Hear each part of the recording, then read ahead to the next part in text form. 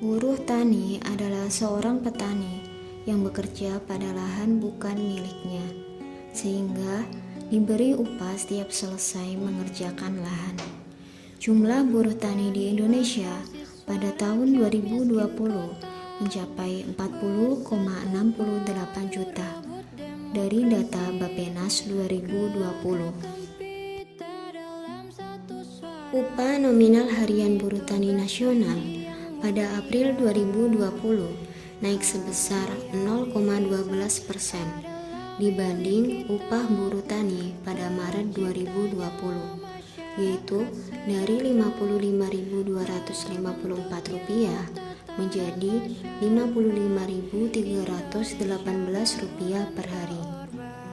Sementara itu, upah real buruh tani cenderung tidak mengalami perubahan. BPS 2020.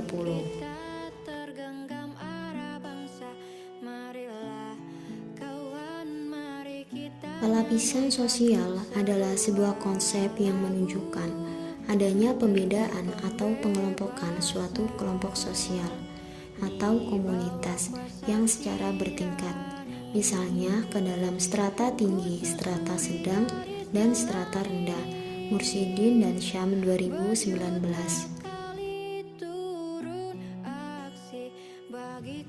Menurut Raharjo 1999, terdapat dua faktor yang menentukan pelapisan sosial. Yang pertama, faktor biologis atau struktur biososial yang terdiri dari jenis kelamin, usia, perkawinan, dan ras. Yang kedua, faktor sosial ekonomi yang terdiri dari kekayaan, kekuasaan, ilmu pengetahuan, dan kehormatan.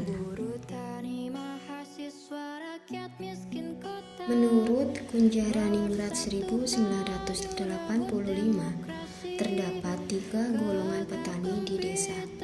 Yang pertama, keturunan cikal bakal desa dan pemilik tanah. Kedua, pemilik tanah di luar golongan 1. Dan ketiga, mereka yang tidak memiliki tanah. Pelapisan sosial berdasarkan kecepatan adopsi inovasi terdiri dari 1. Inovator merupakan individu yang secara aktif mencari gagasan baru dan bersifat dinamis. Kedua, early adopter atau pelopor merupakan tipe individu yang memiliki kepedulian untuk membantu mengembangkan sistem sosialnya. 3. Early majority atau pengikut dini merupakan individu yang termasuk pengikut dini dalam kelompoknya. 4. Late majority atau pengikut akhir yang merupakan individu yang mengikuti kelompoknya saat seluruh anggota kelompok sudah mengadopsi suatu inovasi. 5. Laggard atau kolot merupakan pengikut laggard atau individu yang paling akhir menerima inovasi. Berdasarkan kecepatan adopsi inovasi, buruh tani termasuk ke dalam late majority atau pengikut akhir.